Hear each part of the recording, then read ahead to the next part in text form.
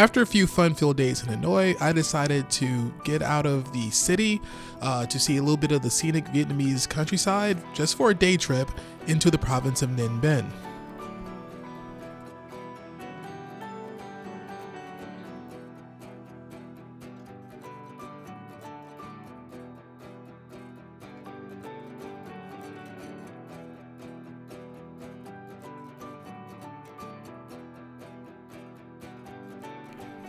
Ninh Binh is a province in northern Vietnam known for its limestone karst formations, lush rice fields, and historical sites.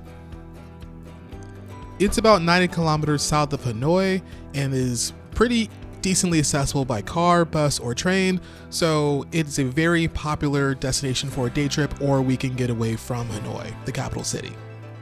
Many people come for the landscapes, but aside from the landscapes, Ninh Binh also holds historical and spiritual significance as it was once the capital of Vietnam in the 10th and 11th centuries. Many people also come to get just a glimpse of what's considered to be authentic Vietnamese rural life, with opportunities to experience different things such as the local cuisine, boat rides, and cycling through the countryside, which you can see I'm doing here. By the way, as I said, this was pretty easily accessible to get to. A lot of people do it just on their own, but I was feeling lazy, so I decided to take a guided tour. Our first stop was the Hoa Lo temples of the Dinh and Le dynasties. Apologies if I'm mispronouncing it. Hoa Lo was the capital of Vietnam during the 10th and 11th centuries, 968 to 1009 to be exact, under the reign of the Dinh and early Le dynasties. The Dinh Temple is dedicated to King Dinh Tien Hoang and is built in a traditional Vietnamese style with dragon carvings and serene courtyards. I hear if you come at a good time, you're able to witness traditional Vietnamese worship practices and admire the ancient relics that depict the history of Vietnam's early monarchy.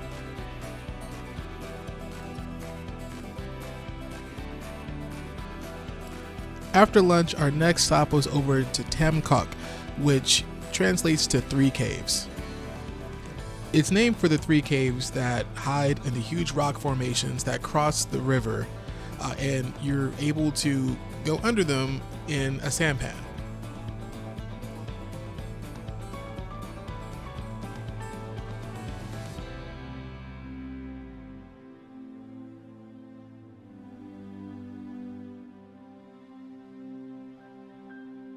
So we got on the boat and went down the river. One of the cool things is that I noticed was the local rowers, they're paddling using their feet, which I thought was absolutely amazing. And, despite not using their hands in a lot of cases, they kept everything on course. We didn't go off course or run into anything. It was pretty interesting to see. I'm not sure if they just save energy doing that way, but hey, I guess they can afford to skip leg day at the gym. The river passes through the 3 caves, as I mentioned earlier, the Hung Hai, and Hung Ba. But when you're not passing under the caves, you can just simply sit there and admire the beautiful scenery around you. This video does not do the scenery justice, in my opinion. You just have to see it. I was here in November, but I was told really the best time to visit would be during the rice harvest season, which is in May and June, where the fields apparently turn a golden color, and just the way it contrasts with the water. Again, I'm told you just have to see it. Maybe next time. And finally, we get to the Mua Caves, which is known for its great viewpoint up at the top. Unfortunately, it requires you to climb about 500 stone steps leading up to the peak. I don't have more video because honestly, I was just more focused on not passing out on the way up. If you've been with me on this journey so far, you know me and stairs do not get along for a lot of reasons. But once you make it up to the top, you are rewarded with a wonderful view of Tam Coc, the rice fields, and some of the rivers.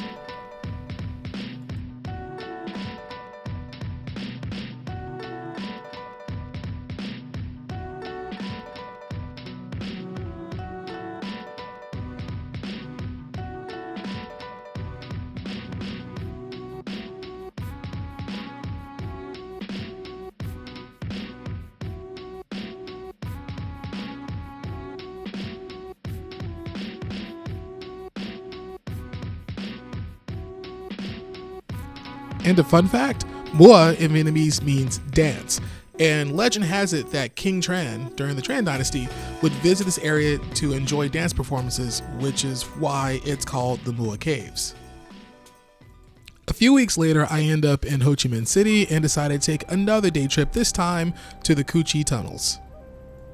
So during the Vietnam War, these tunnels played a critical role as an underground network used by the Viet Cong and for hiding, transportation, communication, and launching surprise attack against American and South Vietnamese forces. The network stretches over 250 kilometers or 155 miles and has multiple levels, trapdoors, weapon storage areas, and even living quarters for soldiers.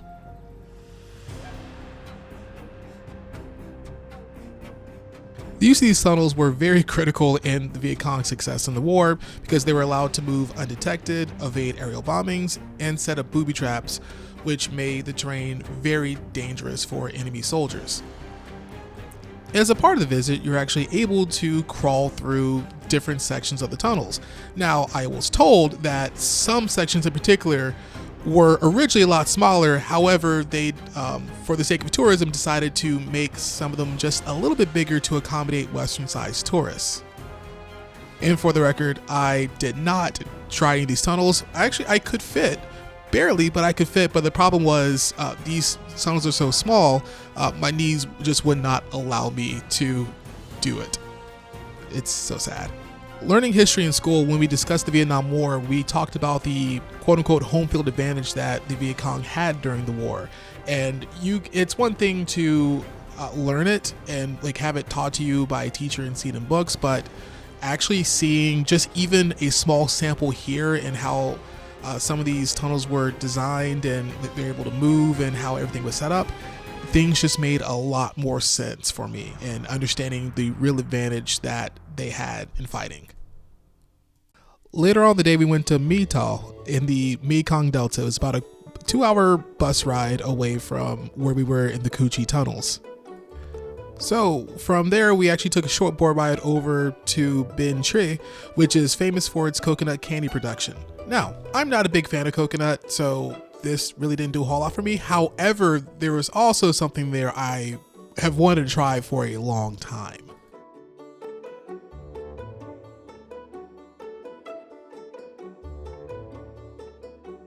Yes, this is a cobra. So what it is a cobra that has been marinating in rice wine. Now, I've wanted to try this for a number of years. The closest I've ever gotten was when I went to China almost 10 years ago. I had a drink, but it just had a lizard. They didn't have snakes, surprisingly. So I said, hey, I have a chance here. I'm going to take it.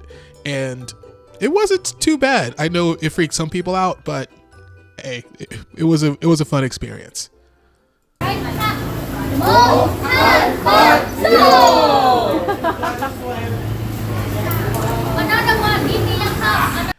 And what visit to the Vietnamese countryside would be complete without a scenic sampan boat ride?